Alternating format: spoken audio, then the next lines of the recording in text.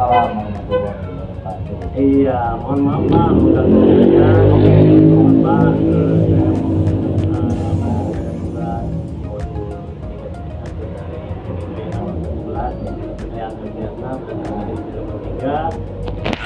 hari ini saya akan mewakili Bapak berkaitan dengan Bapak saya Pak ya.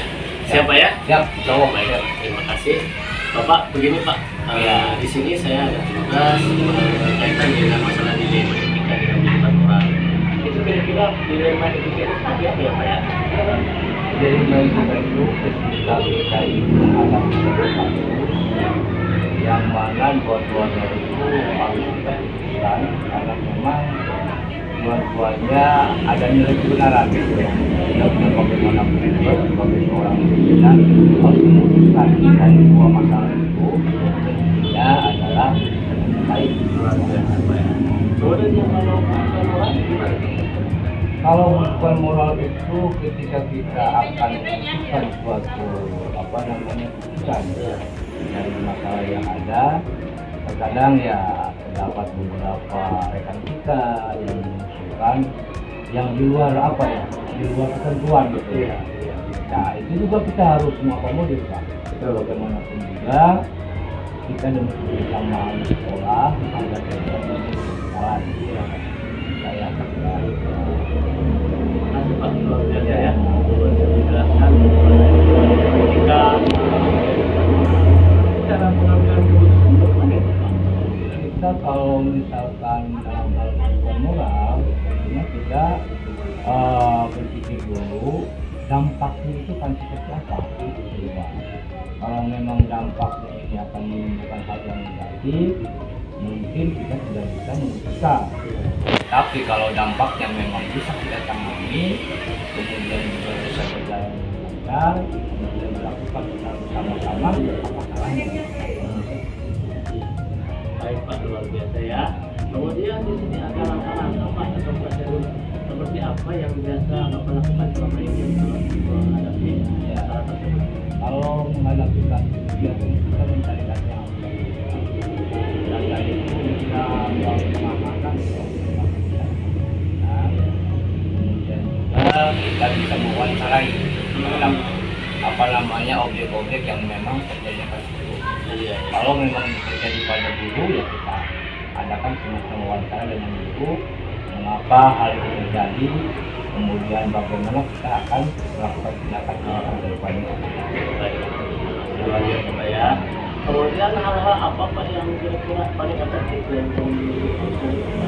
yang paling efektif itu ketika kita setelah kita mencari data yang akurat kemudian kita melakukan semacam langkah-langkah apa yang harus kita lakukan yang menurut kita dari beberapa langkah ini mana yang terbaik. Kemudian setelah itu baru kita adakan semacam komunikasi lah, diskusi dengan rekan guru, sehingga dari diskusi itu kita akan mendapatkan ide-ide mungkin yang lebih baik daripada rekan kita. Dan kita juga kalau memang itu baik, ya kita melaksanakan sesuai dengan apa yang mereka lakukan. Kemudian gini Pak, ada kira-kira tantangan yang menghadapi tantangan itu ketika ada yang membuat kasus ya masalah kemudian itu mereka itu tidak berkata dengan ya sehingga kita tidak bisa mengambil tindakan atau mengambil langkah yang tepat akibat dia itu kurang jujur lah. Ketika dia jujur, kemudian kita mencari hal-hal yang terbaik untuk mengantisipasi atau sebagai solusi untuk memecahkan masalah itu, saya rasa itu bisa kita pisahkan karena kita bermusyawarah. Terus kira-kira ini Pak, kalau dalam pengambilan keputusan kan ada yang langsung Pak ya, ada yang tidak waktu. Jadi itu bagaimana menurut Bapak kalau dalam pengambilan keputusan apakah keputusan langsung hari itu atau bagaimana? Kalau yang sudah saya lakukan sih tergantung permasalahannya, tergantung kasusnya. apabila kasus itu memang perlu kita ditangani cepat ya, karena memang dampaknya itu luar biasa baik pada peserta didik, bagi guru maupun pada orang tua misalnya, dan kita harus cepat artinya kita jangan tapi kalau misalkan kasus itu yang bisa kita tunda lah, bisa misalkan kita atur waktunya supaya lebih baik lagi namanya ternyata dalam masalah ini tergantung kasus yang Ya, apa tidak ya? Ya, terima kasih Pak. Selanjutnya ada lagi yang kira-kira dapat membantu Bapak dalam mengambil keputusan seperti rekan kerja atau siapa. Karena mungkin kasus itu kan ada yang tidak bisa diselesaikan sendiri gitu ya.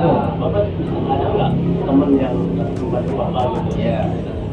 Kalau dalam menghadapi kasus yang biasa terjadi, ada kalanya memang kasus ini sangat sulit kita solusinya, pemasalahnya, sehingga mau tidak mau kita sebagai orang tua harus mencari solusi dengan cara kolaborasi lah, dengan cara komunikasi, dengan menggunakan baik yang mereka dulu dan kita yang ada di sekolah itu kira-kira bisa jalan kalau kita mampu ya kita komunikasi, kemudian juga kadang saya juga dengan rekan-rekan kepala sekolah yang dianggap oleh dari senior pengalaman bahkan juga saya harus bicarakan tadi dengan awas sekolah. Luar biasa Pak ya. Satu lagi Pak pertanyaan dari pengalaman kasus tersebut Pak ya. Jadi pembelajaran apa yang dapat Bapak petik itu Pak? Ya, pembelajarannya dengan adanya kasus-kasus ini menjadikan kita harus harus hati-hati dalam menghadapi ini.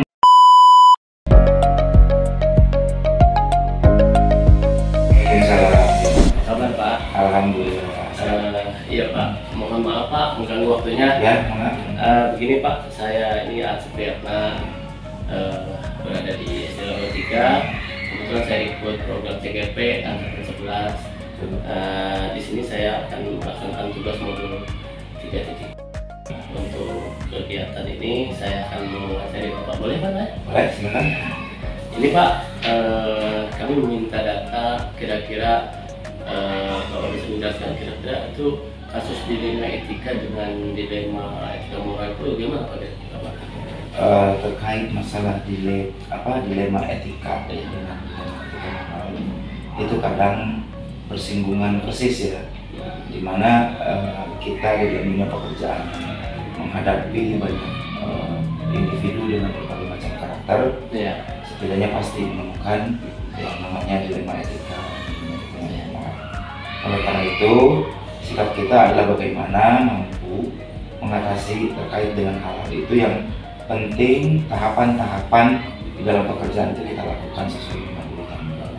Baik Pak, bagus sekali katanya apa yang Bapak jelaskan tadi. Terus kira-kira dalam kasus tersebut bagaimana cara pengambilan keputusan Bapak? Pengambilan keputusan memang kita akan melihat dari skala masalahnya dulu. Apakah ini bisa dikatakan ringan atau juga dikatakan sedang maupun berat. Nah, ketika ringan mungkin kita bisa mengambil keputusan itu tanpa ada pihak yang dirugikan. Kemudian ketika kategorinya sedang ataupun berat, mungkin kita memerlukan waktu untuk bisa mengambil keputusan yang tepat dengan cara bermusyawarah dengan stakeholder yang ada. Iya Pak, terima kasih ya. Terus kemudian langkah-langkah apa sih yang dapat Bapak ambil untuk mengambil keputusan tersebut Pak? Langkah-langkahnya adalah mendiagnosa dulu akar masalahnya, yang kemudian dari diagnosa itu kita mengidentifikasi indikator-indikator mana yang perlu kita lakukan dulu penyelesaiannya. Nah, kemudian itu setelah itu baru kita nanti lari ke tingkat solusi atau pemecahan masalah. Terus hal-hal apa saja yang selama ini Bapak anggap efektif dalam pengambilan keputusan? Yang hal-hal yang paling efektif itu diantaranya musyawarah dan komunikasi serta koordinasi. Ya, bagus Pak. Apakah yang Bapak memiliki sebuah dalam pengambilan keputusan langsung atau tidak ada waktu gitu Pak? Tadi tergantung dari kategori masalahnya. Kalau memang ringan dan kita bisa putuskan waktu itu maka kita selesaikan. Tapi dalam kategori yang mungkin sedang atau berat, kita perlu untuk melakukan koordinasi atau musyawarah maka kita minta waktu untuk dijeda. Baik. Jadi dalam pengambilan keputusan itu apakah ada gitu rekan Bapak atau seseorang yang dapat membantu Bapak dalam pengambilan keputusan? Ada. Ya, itu diantaranya adalah kalau keterkaitan dengan guru ataupun kepala sekolah, setidaknya kita melibatkan organisasi ataupun kepala sekolah senior yang bisa membantu kita untuk mengambil keputusan. Baik Pak, terima kasih. Jadi apa yang Bapak sampaikan tadi itu luar biasa Pak ya. Jadi dalam pengambilan keputusan dan sebagainya itu cukup bagus ya. Jadi ada skala ya Pak ya untuk pengambilan keputusan, baik itu bisa disesuaikan dengan waktu ya, apakah bisa diputuskan langsung atau mungkin membutuhkan waktu dan teman untuk berbagi pengalaman ya Pak ya. Dalam hal ini saya sangat antusias sekali mendengarkan cerita Bapak ya dalam mengambil keputusan di Lima Etika ini. Terima kasih banyak atas kesempatannya. Sama-sama. Mohon maaf dengan sebesar-besarnya. Apabila ada saya salah kata, Assalamualaikum warahmatullahi wabarakatuh. Waalaikumsalam.